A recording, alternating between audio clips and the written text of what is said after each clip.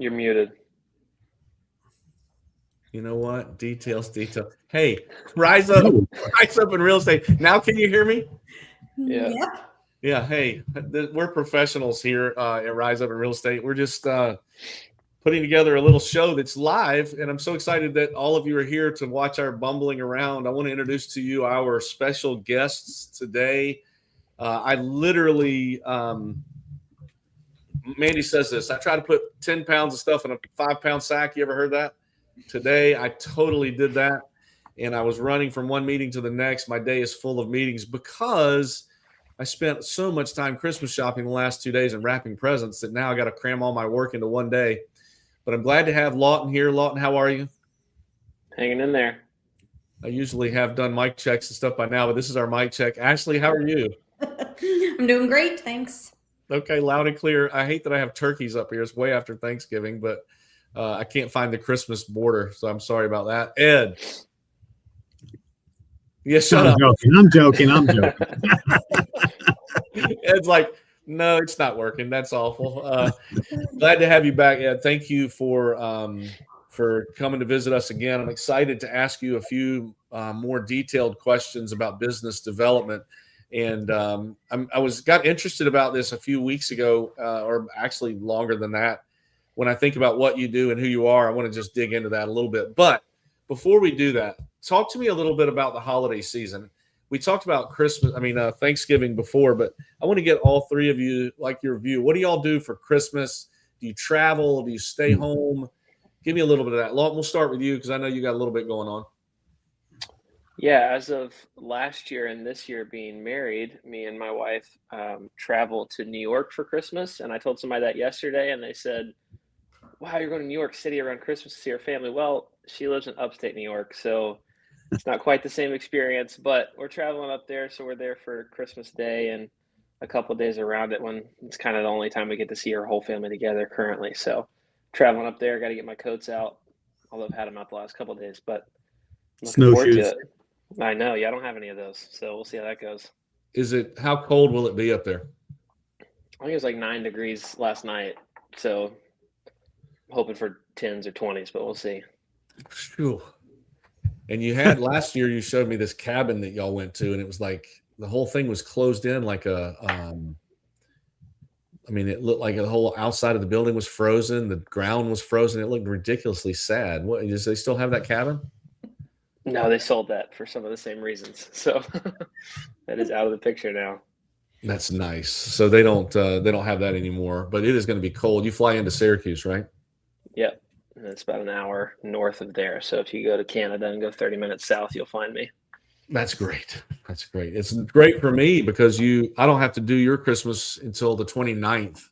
Gives me a chance to not buy presents for a while. I can get them out on sale after Christmas for you, so I can't wait to do that. I'm gonna this is terrible. The border's terrible. That's better. Ashley, what about you? What do you happy Thanksgiving, since that's what the border said. This is great. A minute ago it was a turkey, and I'm a Hokie, so I feel like that is perfect because it was, yeah. I mean, at least on my screen, that's on my little corner of the screen. I don't know if it shows up the same for everybody, but the turkey is appropriate. So my sister, my niece, my nephew live in Virginia, just outside of Charlottesville. She has this beautiful horse farm, about 10 acres and a barn and goats and pigs and chickens and dogs and total chaos. And I am not going this year. So mom is going to fly up there and I am going to stay here with our pack of little dogs. And I'm going to stay in my pajamas all day on Christmas. And it's at least one day a year where my phone doesn't ring. And I'm going to enjoy that. And I will make monkey bread in the morning. I will have it for breakfast, lunch, and dinner and not have to share with anyone. And it's going to be such a big win. Well, if you hey, Carrie, glad to see you down there. I hope your mouth is doing better. You had a little bit of dental work yesterday to be public about that. Glad to see you. He's probably showing it in the conference room. I hope you guys are enjoying it. Sorry about the beginning of the show. It was really professional. Sorry about the turkey. Can't figure out how to get that off. So, you know what? This might be Thanksgiving. Who knows? Because when you watch this in the future, nobody will. Ashley, if you feel like someone needs to eat your monkey bread, you feel like you have to share it because I know you're used to sharing it. Yes. Find me. Yeah. Right down the street. I'll deliver some. And I know based on what's been going on in your life lately, you're probably you miss going to Virginia, but you're probably really excited just to be you by yourself, not have to entertain, right? Yes. Yeah. I'm sharing living space right now while the house is getting built. So I'm actually looking forward to a few days of just hanging out on my own. That's great. That's great. Tracy Huffman.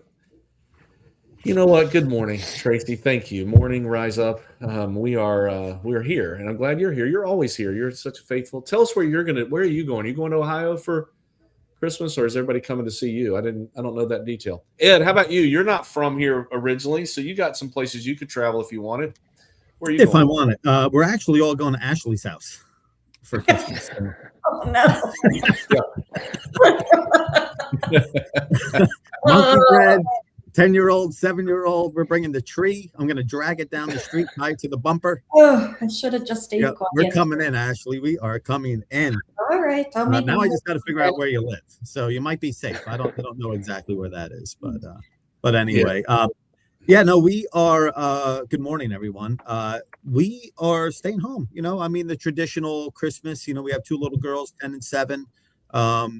They've somewhat behaved this year, so they'll get a couple of presents, maybe from Santa Claus. But traditional morning, wake up. They'll be in their 6-7 pajamas, Christmas pajamas that they have. I had to do that, by the way, and.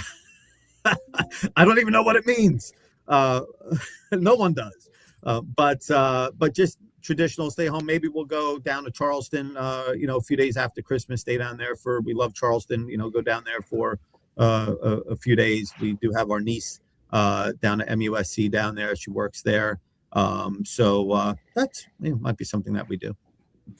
That's pretty interesting. So he likes monkey bread. He all of a sudden likes monkey bread. And I got this vision of we watched The Grinch. Grady watches The Grinch every day, all year long. Like we've been watching The Grinch all year, so it's finally the right time to watch The Grinch. But I thought of The Grinch when you said that, Ed. Him with his huge sleigh with all the stuff on it, and that little dog pulling it, and your tree going behind, Max pulling that thing. I love it. So, Ashley, good luck. Oh gosh, can I just tell you too? Because Tracy commented. Tracy, right before this started, handed me her homemade Chex Mix, which is amazing. She put bugles in Chex Mix, which is genius, if you ask me. I had like a couple bites, and it's sitting next to me, and now I can't eat it because I'm on a podcast. So if I mute and duck away, it's because I have peanuts and Chex Mix in my mouth. I'm trying to figure out why the last time I saw you at orientation, you had Buckeyes. I know people bring me so much food. It's not good. Today you have trail mix, and I got nothing. This is what I got. I got a little tiny bow on my desk. I have a hydration accelerator. I got nothing, but thank you anyway. Because Tracy said she is not going. The kids are coming for Thanksgiving. Mike and I will stay in PJs in front of the. Oh, kids came for Thanksgiving. Well, this is clearly still Thanksgiving for us. Mike and I will stay in PJs in front of the fireplace with the dogs all day. Well, Ashley has monkey bread. If you guys get lonely, just go on over, see Ashley and Ed. Christmas is over now. Yeah. Goodbye, Christmas. Oh, if anybody else is on here, speak up. So what we're going to do today, and Ashley and Lawton knew a little bit about this, but Ed, we had you on talking about mortgages, and I love your perspective on, because just for those of you that don't know, Ed owns, it's just primarily the most successful mortgage company in our market. We'll just put it like that. We can say that because we have the most successful real estate company in the market. So we, at least for this show, Ed, let's brag about that. We'll just, sounds great. Our show, I make the rules. That's who we are today. Yeah. But you have always, it's interesting, always been interesting to me, Ed, that you are not just a mortgage guy. Like you always, and I'm talking 20 years ago, or maybe 15 years ago, maybe 20 is an exaggeration for me because I wasn't paying attention 20 years ago. But I feel like 15 years ago, you were a loan originator, but you also were doing a lot of other stuff, like training people how to do stuff and creating these cool titles and having these classes. And then lo and behold, here comes Ed back to our market again a few years ago, and he's still doing the same thing. Like nobody does the same thing long term. Like I want to talk a little bit about that. Like why is that who Ed is? Has it, and clearly it's been like that as long as I know. Has it always been that way? Just start our conversation there. And actually, you and Lawton have been a part of his classes in the past, I think. So I want you all to pipe in with the things that you've appreciated once we get to that conversation too. But Ed, tell me where it comes from. Yeah. First off, again, thank you for having me this morning. So, I'm not sure, Tad. I think about that myself also, right? And I'm like, I said just last week, why do I do this, right? Why do I do this?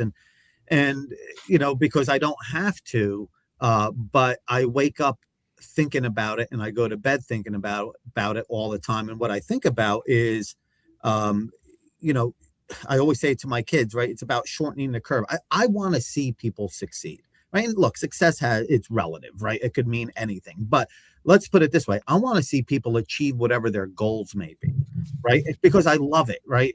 My daughter says, "Daddy, stop crying," right? And I'll be watching a movie and someone that's, achieved something, or, an event, and there's celebration and they're winning, and, and those things, believe it or not, it chokes me up, right? I get chills when I see that, right? Sporting events, or just, all these reels and things that you see of just great things happening.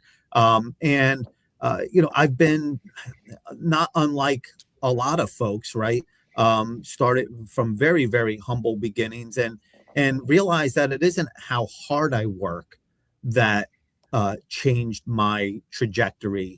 It's what I truly what I believed in, and acted on those beliefs, that has changed my trajectory and my perception of things. And so, to me, the thing that holds everybody back the most is just themselves. It's their mind. And we hear people say that all the time, right? And maybe it's flash in the pan. You heard it once, you went to a seminar somewhere, someone said something, oh, that sounds great. What happens to 95% of everybody, right? They walk out of there, it may stick for an hour or two, and then life hits them like they're, flying through a meteor shower, and then they're just right back to where they were before. So, I it's just something that I live for all the time, Tad, and I think about all the time, is changing perspective so things don't seem harder than what they really actually are, and changing mindset, right? There's a saying that says,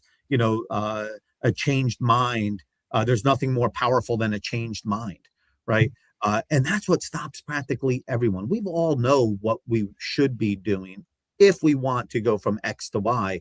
It's understanding that achieving that isn't as daunting or difficult as it may seem if your brain isn't programmed the right way out of the gate. So I don't know. I do it because I love seeing that. I love seeing folks achieve their goals. I love being part of that collaboration. I learned from it myself. My business is driven by the folks that I meet with, right? Because I feel like there's some level of accountability. If I'm talking about doing this and perspective and doing that, I come back to my world in the mortgage business, and it's changing what we do, right? It's changing what we do as well. So I think it just helps me. There was a fella named Scott Jackson, right? I was in the industry, works with Monica, right? Monica. And when I first got down here in 2005, we met every single Wednesday in a mastermind group that Scott would facilitate. And Scott was sort of like a thinker like I was, right? Or am. I watched my week. And by the way, that year that I got involved in that with him was my best year ever in production, ever in the history of my time being in the business.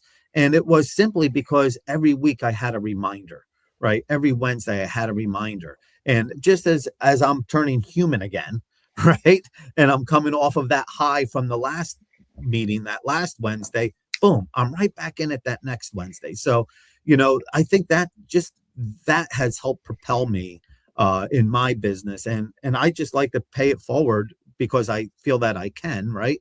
can bring that value to other folks and help them achieve whatever their goals may be. That's good. Real quick catching us up. Ashley Tracy's bringing sausage balls, and Tara, good morning. She's on. Good morning. She has Christmas Eve with with her little family. That's lovely. If you get bored, Ashley is available. So yeah. So as you hear that stuff, Lawton and Ashley, like Mandy tells me all the time, I'm a lot, because I can resonate with what, like, I cannot wait to go see the new Neil Diamond movie that's coming out on Christmas. I won't go Christmas Day because I don't believe people should have to work on Christmas Day. But sometime next week I'll go, because I just know it's going to move me. Like, I know that it's going to be a great story, and I'm going to have some feels. And I think I'm unique in that way. Ed feels like he's unique in that way, but I'm a lot. So when you hear that stuff, Ashley and Lawton, coming from a loan originator, and let's talk openly here, like a guy who's supposed to be focused on mortgages, does that add to what he brings to the table? Does it worry you that he might not be so great at his job? Let's be frank here, okay? Or you can be Lawton and Ashley. And what do y'all think when he talks like that? Tell me. Y'all been interacting with this guy for some time, so give me the real story. Well, when I hear that, what I think is that it's more important for Ed to help other people than focus on what it is that he wants for himself next. And because he's so passionate about that, I think that that is how he shares information. It's like he feels like he has a duty to serve other people by saying, I will help you. And by helping enough people get what they want, he ends up getting what he wants also. So to me, I think it's remarkable to just have that messaging and be able to share that to people. I think it makes work different. Sometimes in our industry, we never want to feel like salespeople. And I think that when you attach to something that's bigger than selling a mortgage, now you don't feel bad talking to people about it. Sometimes you just don't want to say, this is what I do, because it always feels salesy and you just don't want to be that person. But when you're sharing, how can I make things better for you? I don't know. I think that he's just bringing a lot more value to a lot more people, but I don't think that detracts from him being a creative solutions finder for people that are actually getting loans. Like, he's in the trenches making that happen also. And I always hear Ed gets it done. Like, our agents just will say it all the time. Like, we had this challenge, but I'm with Revolution, and Ed will figure out a way to make it happen. So that's my 2 cents. Yeah, well, I would say this, Ashley, real quick. When you take that, forget mortgage, forget, my end, but think about it from a realtor perspective, or anyone in any business, quite frankly, right? Selling you a home is not my number one priority, right? It's not, right? You may be like, what the heck are you talking about? It's finding you the right home.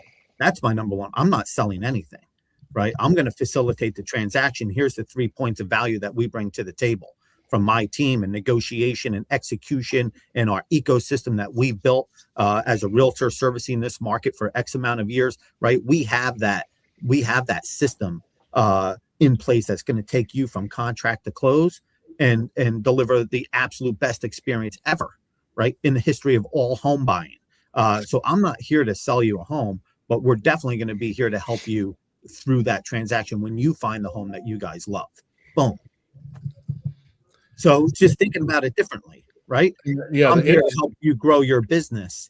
By the way, we do mortgages too, right? I'm here to help you find your home. By the way, here's the 3 things that we do, or 5 things that's going to make that an incredible experience for you. Yeah. So Lawton, as an end user of what Ed does, like you're an agent, an active agent, and your clients have used Ed. Give your perspective on what he's saying. How does it present? Because to me, it's like, is it distracting from? How do your clients feel? I guess that's all I need to say. How do your clients feel? Well, first of all, I think that, like what Ashley's talking about, and that selling the mortgage or the service is not the most important thing. Like, first of all, it's a genius business plan. But if it was just the business plan and not someone's heart, at some point it will fail. At some point it'll slip up.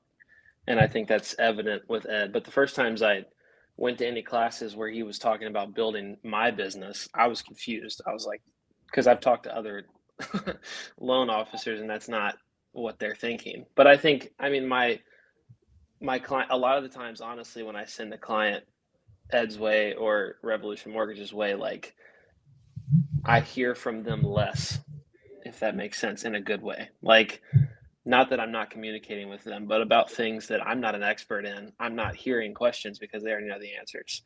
And I've worked multiple times. I've been working on deals, one being with Revolution, one being with someone that will not be named, a different company, and it's a totally different experience. And to this date, it has been. I don't know if Ed will ever slip up, but so far of my time working, it's a totally different experience, and it leads to honestly me feeling more confident and less stressed about work when there's someone that, quite frankly, is an expert in things that I'm not going to be an expert in unless I ever change my profession. So it's definitely I really can say again to date that it's been a totally different experience than with someone else.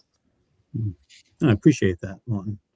I heard an unless in there, Ed. Maybe you should start getting in his ear about being an LO. With who now? Lawton said, unless I change my profession. Oh, hey, yeah. I mean, you know what? Right there. Look out, Lawton. The texts are coming. Well, I'm still on the call. No. So it's interesting. You both said a few things. Like Ed, you need to get Lawton in for a testimonial real quick on video. You need to get him to say those things. It's being recorded, right? I mean, yeah, it is. I'll send you that clip. That's right. I'll send you that clip. Interesting that. So this is the thing I was going to get to. Ashley and Lawton said it. You can't just say these things and not have the background to get there and not have. That's what's always interested me about you, because I don't love it. Quite frankly, I don't love it when. Well, I mean, I can't really say who, but like some people say, I'm going to help you build your business, or I'm going to help you. They try to get out of their lane, kind of. Like, we're always encouraged not to get out of our lane as agents, right? Don't try to write contract law. I mean, don't try to write an addendum.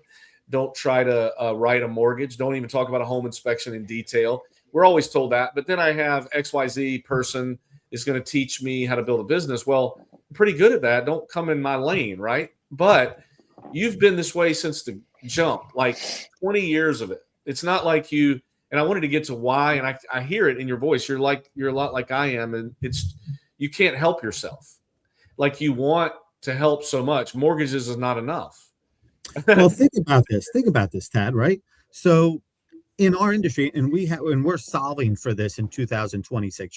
Everyone's going to start seeing stuff coming out on social media about what's about to occur in March of 2026, and it's going to be game changing for the real estate community, right? And it's from a collective alliance, right, coalition aspect, just to kind of leak a little bit, right? But think about what historically has always been. I'm the realtor. This is an agent. This is the lender. This is the inspection company. This is the insurance company, right? And you've got 5, 6, 7 different pieces that have to come together. What if all those pieces were already together? Right? What if they were already together and provide that experience that you as an agent, you're hoping to happen? So, and it doesn't happen just because we all decide, we're all going to be working together. It's the collaboration. So to change the perspective, it's always, I'm the agent, that's the insurance company, that's the mortgage company, instead of, look, we've sat down, we collaborate, right? True partnership, as we talk about, isn't just about, hey, I'll do the mortgage when it comes. It's, hey, Ashley, let's talk about what you're thinking about doing for 2026, right? How can we better help with that, right? And if we're sharing things that are going to inspire each other, right? Whether it's stories or it's strategy or it's whatever, if we're sharing things that are going to inspire each other, that's what true partnership is about, right? I don't want there to be 5, 6, 7 different pieces. I want there to be one entity. And when you're within that entity and within those walls, it's a business, right? You take a company like Google or anyone, right? They may have multiple departments, but are they still one business? 100%. And when they sit down in an executive meeting, do they have a representative from each one of those departments together talking about their strategy and what's going to be next? You better believe they do. How come we're not operating that way? So I understand the different length and this and that. Look, I just may speak differently than other people. I may have more or less insight than somebody else. I don't know, right? But at the end of the day, I want to share that, because if I'm helping you grow your business, just like Ashley said, guess what? You're helping me grow my business. That's what true partnership is. We're still part of the same company. I don't care what anybody says. If we think that way moving forward, right, then we're going to collaborate more, trust more, and do more. If we still think moving forward into 2026, we're all part of a separate entity, and you're just there to service me, well, then we're not leveraging everything that we should be able to leverage to get our company to the next level. And in an agent's situation, they are the company. It is them. It's one person, right? Maybe it's a team, but that's it, right? They're already the company. How come you're not leveraging everyone around you, your team, right? Your ecosystem that you've developed to help further your cause.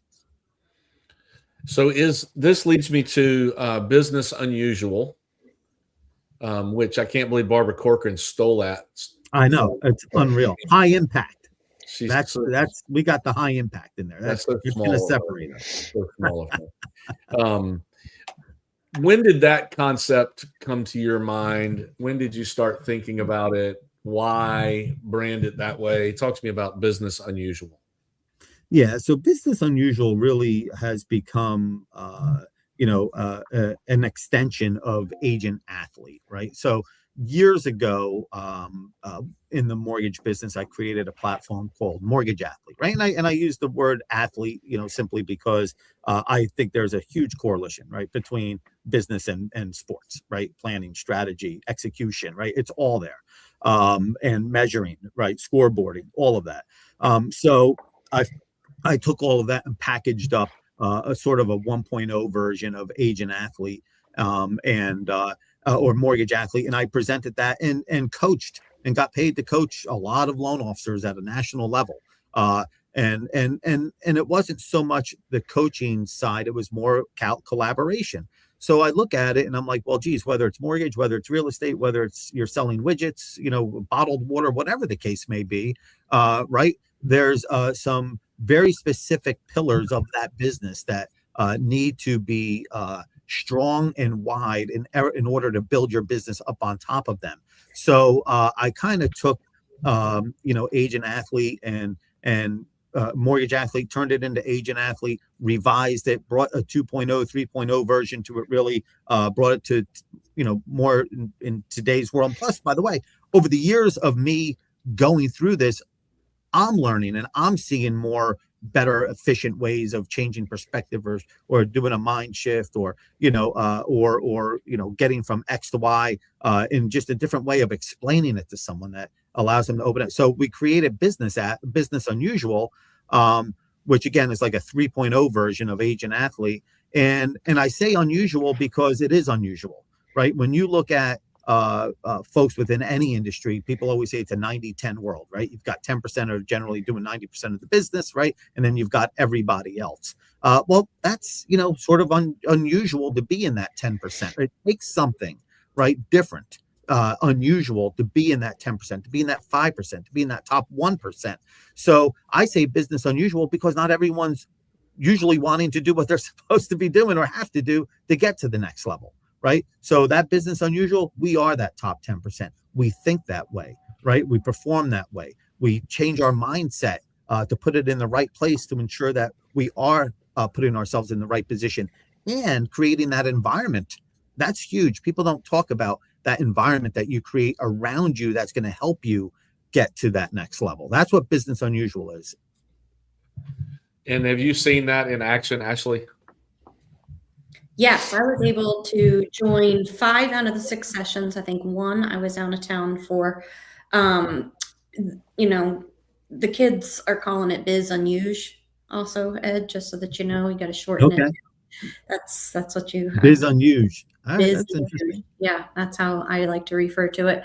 But it was a great room. It was so much around mindset. And I think that is the key component that Ed was able to lay out the foundation for his entire session, which was 6 weeks for all the agents, was to understand that this is attainable, and knowing where you want to go and then reversing it backwards to what you need to do on a daily basis, and really looking at, like, one of his big talking points was, you have 160 hours to make this happen. So what are we plugging into those 160 hours? Like, you can be so successful with that amount of time in front of you if you really think about what you have to plug in, and you're intentional, and you dial it in, and you get rid of limiting beliefs, and you focus on the leading indicators. And it just goes hand in hand, I think, so much with, Tad, what you have always shared with a lot of the agents also. But mindset, that was the key takeaway for me, was understanding that anything that you picture can happen. You just have to have a plan to get there and get out of your own way. Mm-hmm. So if you guys think of a question, hop in here. We don't have to go in a certain order, Lawton or Ashley. I'm just thinking of, what does that mean, Ed? Get out of your own way. I mean, I understand the colloquialism. I understand what it means, but what does that really mean practically? What do you see people doing when they are getting out of their own way? Yeah, I think, again, it's just changing their perception and their mindset, right? At one point in my life, I'm busy, right? I was an assistant sales supervisor, by the way. I don't know who came up with that acronym for that, but but that was my title, right? And I'm busy. Yeah, yes, I'm busy. And they're like, well, what exactly are you doing, right? This was the owner of the company. And I said, well, I'm busy doing this and I'm busy doing that, right? And he said, do me a favor, right? And this was it was more of a workshop thing for me, right? He's like, do me a favor, for this week, write down everything that you've done, everything. And look, I may do something extra, right? Because now I'm thinking I'm recording what's happening, right? So I may want to do something more than what I've done before, because now I want to make it look good, right? But at the end of the day, what I noticed was how unbusy I really was. My mind said I was busy, right? Whether it's lack of organization, whether it's lack of understanding what my short-term goals are and what I'm trying to achieve, right? When you're not tracking all of these things, right? It's sort of like the law of diminishing return, right? When you're not just focused on a few things that are truly going to move that needle, and you're focused on a whole bunch of things, yeah, you seem busy, but your results are minimal, right? If at all, right? So that exercise really kind of changed a lot for me, and I remember it right to this day. And we're talking this was probably 27 years ago that occurred. So, getting out of your own way is just having a much more clear understanding of what you're looking to achieve, number one. And then number two, as Ashley was talking about, when it comes to perspective and mind shift and mindset and all of that, is just understanding that absolutely anything is possible, right? I was running a presentation down in South Florida for all the Southeast regionals for a company I had worked with. And that presentation was on time management, right? And by the way, I decided that the night before, probably around 9:00 at night, and I finished that PowerPoint by probably 1 a.m. So when we talk about time management, it was horrible, right? But that's what I was talking about. And I had a room of probably 25 to 30 leaders, right? Executives, senior leaders, branch managers, the whole Southeast in front of me. And we walked in and I said, don't look at your phone, don't text, don't write, don't do anything until I say so, right? Don't move until I say so. And I set that timer for 3 minutes on my phone. And by 90 seconds, they were like crawling out of their skin, right? Because it was silent. Think of how long 90 seconds is. If we were to do that right now, we'd lose a lot of viewers, right? But so we won't. But sit down after this, shut everything off, put a timer on put an alarm on for 90 seconds and just sit there, right? And we were talking about where we spend our time, right? that most people spend their time on the folks that are sucking the blood out of their organization and are the lowest producers versus spending the time on the folks that do want to get to that next level or are at that next level, right? So that was sort of the theme that it was. But what it showed was how long 90 seconds feel. Imagine if you had 160 hours a month. 160 hours a month. That was 90 seconds. You guys couldn't take it. You couldn't take 90 seconds of complete silence. What are you doing for 160 hours? What are you doing? And what's your goal? 2 transactions a month in 160 hours of being able to meet people and put together a platform that brings so much value to a home buyer or someone trying to get a mortgage, whatever your business is, right? What are you doing with your time? So, that's sort of, to me, getting out of your own way is just being much more clear on maybe you're busy, but maybe you're just busy on things that aren't moving the needle. What are those? What do they need to be? That's where the collaboration comes. And the mindset comes from just simply understanding what Ashley said. We've got 160 hours to make this happen. What are we doing with our time? Love it. And Lawton, you have anything to add before I hop in with another question? No, I think we heard it at the last RE/MAX convention that real estate agents spend most of their time running errands. And also the quote of, if you're working from home and you haven't showered, you're probably just home. I like that one. So I like that one. On to your next question. I thought It sounds like my Christmas day, but we're not going to judge it. Yeah, but Well, now you're Christmas having a days. party. Now you got to get up and shower and get ready Also, because you got a lot it's of people really coming easy over. to find people's addresses on land records. If you need help, I can let you know how to do it. So just in case you need to make a Dash's house. I sold my house lot and you cannot find me. I'm undetectable now. Yeah, Tara. I know Tara was at the class. I know Tracy's been in and out. Some of the people listen on here. If you guys want to add anything that not from Ed's perspective, but from yours. And the reason we're doing this is because I think this is unique. I think this is unique. And what I love about this is it's refreshing. Excuse me. So I would be frank, like Ed and I, Ashley said it, we speak the same language.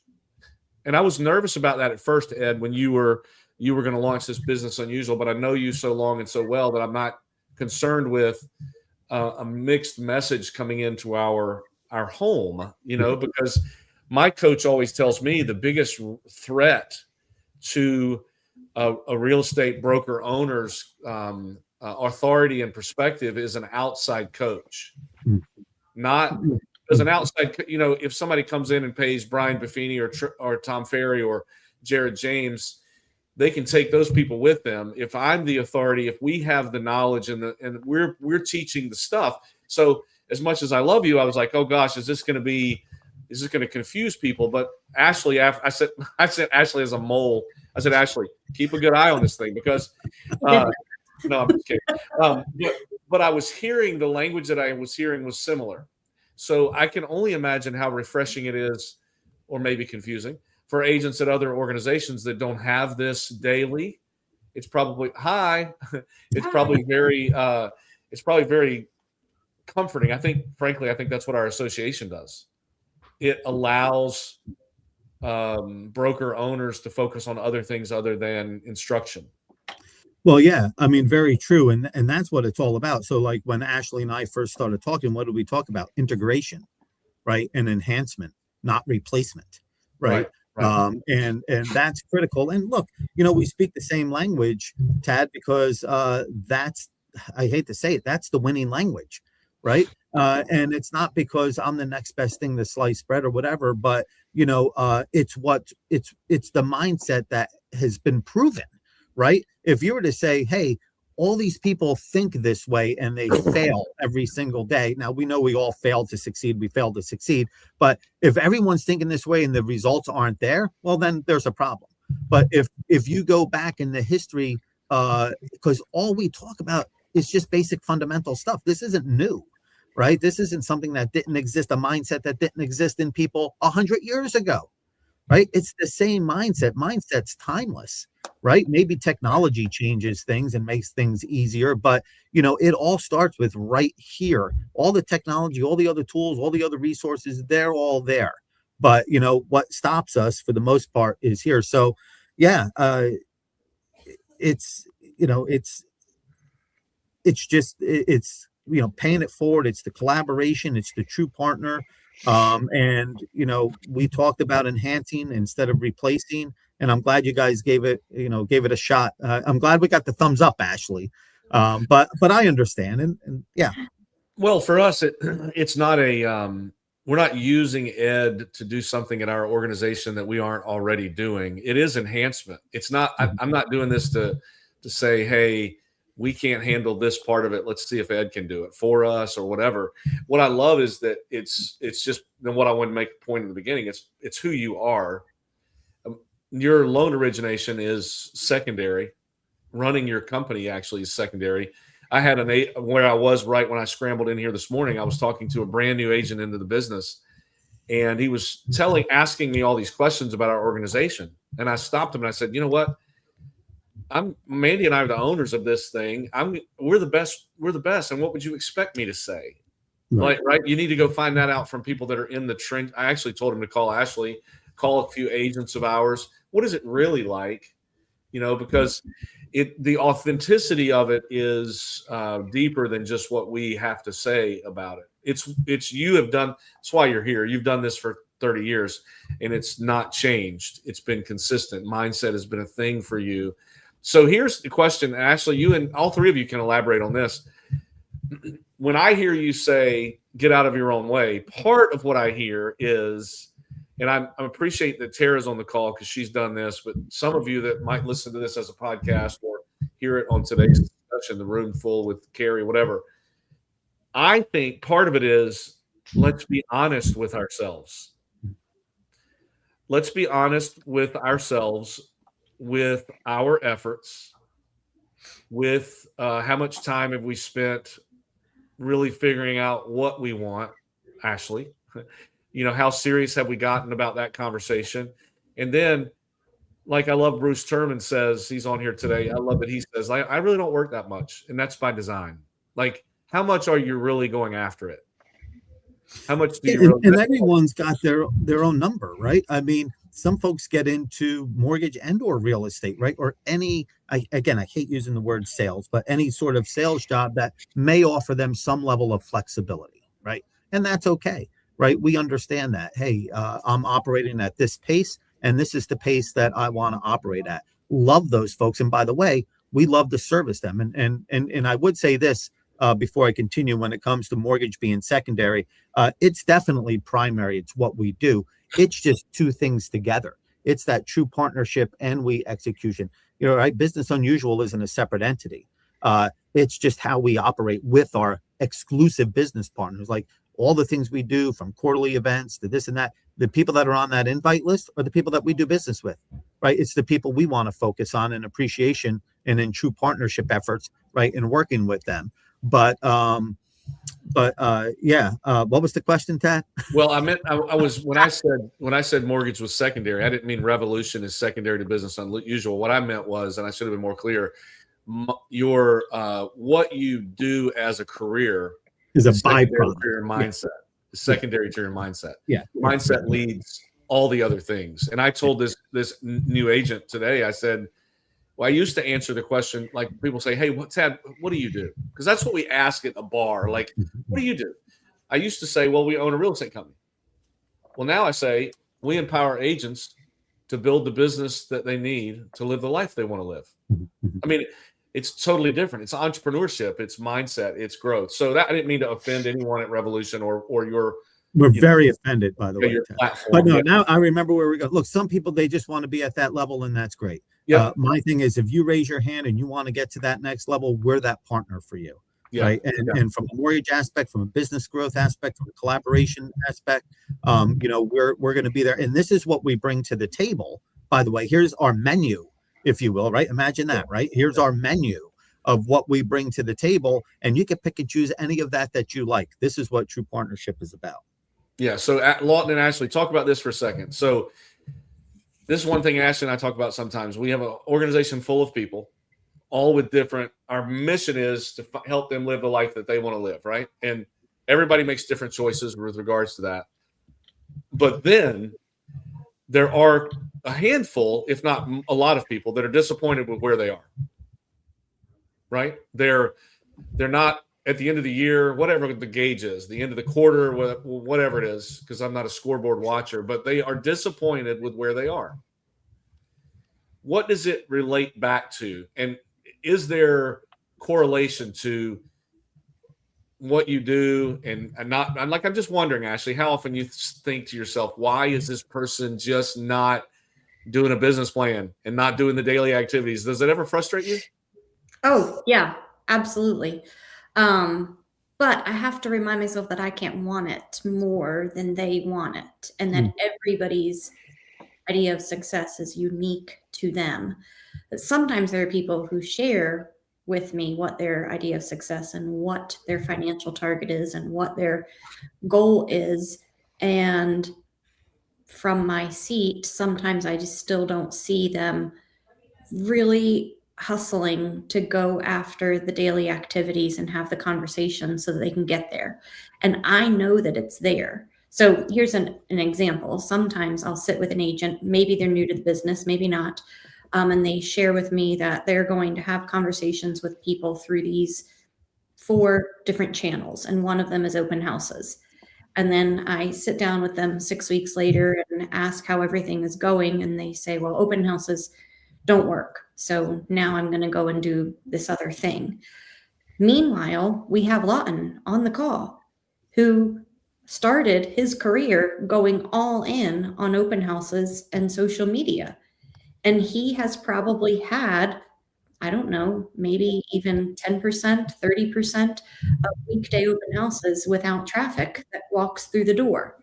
But he put himself in a position to do his activities for that day in a house where maybe he was going to get to talk to somebody so that that person would then turn into a client and move through the home buying process with him, instead of doing it from home without showering and working from home, where nobody's going to walk through the door and have a conversation. And he's going to invest in the same activities while he's there to move his business forward. So he's going to have his social media content. He's going to do some follow-up. He's going to get some video text sent out, like those very smart key components of his business, so that if there wasn't traffic, he actually still moved his business forward. So he attacked open houses like nobody else. I mean, he was doing 6 a week and hustling and continuing to show up. And his conversations with people at the first open house are completely different than how he approaches conversations now, because he has gotten so much better at where he needs to connect to those people. But sometimes I sit with somebody and they tell me, well, I did open houses for 6 weeks. Only 3 of them had people come, and most of them already had agents, and I didn't get anything from it. So that is where sometimes I just want to, I don't know, I just want to be able to show them that there is a way through the consistency of doing that activity. I guess that maybe is one of my biggest frustrations. The thing real quick, then we can get to Lawton. Now I'm in control. No, I'm joking. The thing real quick is sometimes they just don't know what to say, right? So the world is all about conversion. Everything's about conversion, right? If I sit in an open house, I bet if 5 people go in with as many as Lawton done, you have 5 prospects walk into an open house with Lawton, 5 prospects walk in with me, Lawton's probably got a better chance of having a better batting average, right? Just because he does it so much. And for the newer agent, sometimes I think they just don't do things because they don't have the confidence, right? And we've talked about this, Ashley, confidence in what to say, confidence in how to over analyzing, right? Sometimes you just got to jump in. And I always say, right, you don't need to know the script. You just need to understand the intent of the scene, right? Because a lot of times agents or anyone in any positions held back from approaching someone or having a conversation with someone because they don't have the confidence in what they're about to say is the right thing, right? And so that's like where Business Unusual comes in, where we talk through those things, right? And how to get around those conversations and put things into a matter of fact situation where, you just feel more comfortable. You understand your platform and what value you can deliver. And when you understand that, you actually do want to tell everybody about it. People get in this business and the first thing is, let me go do an open house. How do I get my first client? Before they even look at how do I move my business, my reputation, and that client experience from contract to close? How do I do that?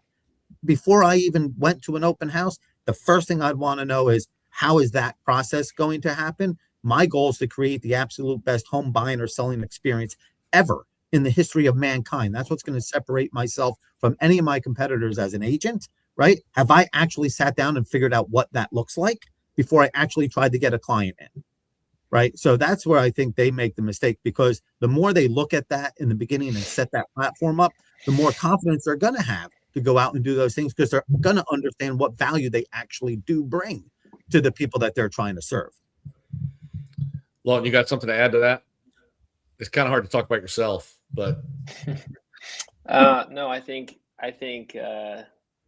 knowing, like Ed's kind of talking about there, like if you're going to start and the next day say I'm going to do an open house, it's a good idea to figure out how to do an open house correctly and forget about the scripts or conversations with the people. You have to get the people there. And I'm more of a believer that if you can specialize, I guess is a word, to market your open house and get people there, the conversations are just hanging out with people. And the reality is, if you stress too much about having a script and somebody walks in the door and you're stressed too much about what you're going to say, well, they're definitely not going to work with you, right? But if they come in and you just hang out with them, they still might not work with you, but I think you have a better chance. But I hopped in, and this will make you feel even better. If there's somebody that's listening that's done a couple weeks or months of open houses and had very minimal people come through, like, first of all, join the club. Second of all, like my third open house had 20 people through, and I didn't have, none of them ever responded to me. And like, that's a different hit to your ego. Like, I got the people there, and then I'm like, oh, so it's just me.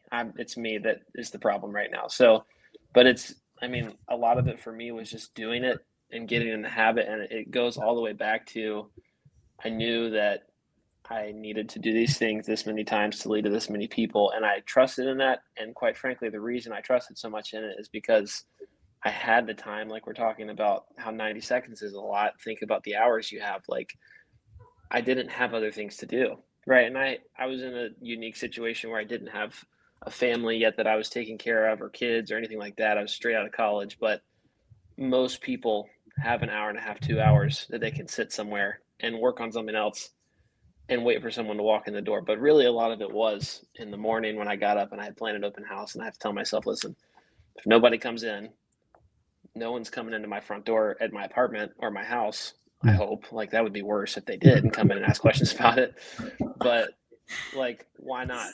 Right. And it's ended up leading to something that I'm really proud of and excited about. And I think, it is, I would assume if I was in Ashley's position, I would be like having a hard time hearing people say they want something more, but not doing the things to get it. But then I think you have to have, like, we're talking about an honest conversation, like, think maybe that's not what you want.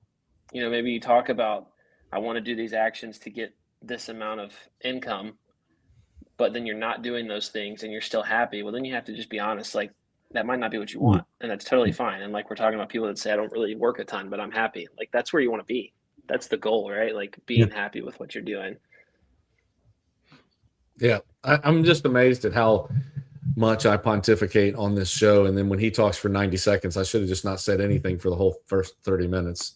Because when someone speaks that's doing it and experiencing it, it's so much more valuable than, and it leads me, we could do a whole nother show next season on this, but motivation is something you can't, in my opinion, you can't create in someone.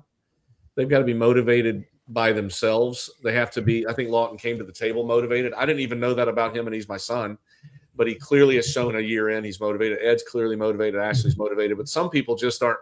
Then there's nothing wrong with it. I just don't know that they are ever learned to be driven. They don't have it. Yeah. I think the difference too is, what's motivation and what's inspiration. Right. To me, motivation is like flash in the pan. That's exciting. Let's go. And then again, you get into the meteor shower of life, and, you get pounded a few times, and next thing you know, you're not motivated anymore. But are you inspired? Right. And what inspires you? And finding that is what's going to, make, and to Lawton's point, hey, what inspires me may be having half the day of doing absolutely nothing, right? And I'm okay at the level I'm at, and that's my inspiration, is to have, you know, all this time to do whatever I want to do outside of working. I don't want to work a lot, and that's okay. But you got to find out what that trigger is, right? Truly, that's gonna get you. That whether it's and it's emotional. We were talking about that, right? It's something that you've got to really internalize. And when that trigger happens, right? Again, there's nothing more powerful than a changed mind, right? When that trigger happens, and you combine that with like a group that Remax Southern Shores brings together from a leadership and training perspective and all of that, you bring those two things together, you're unstoppable. But you got to have that inspiration, and it's got to be something that's internalized. You can't just, you know, motivation lasts a minute, inspiration will last a lifetime. Yeah. Yeah. Great partnership that we have. Do you want to add something, Ashley? I know you have to run. Yeah, I have one of our sessions actually coming up in just a little bit, but Lawton reminded me of, I mean, he basically used different words to quote the great David Scott, where he says, what is it that you want, and what are you willing to do to get there? And he keeps it that simple, like with pages and pages and pages of manuals and PDFs and training courses that David Scott has written for designing a business.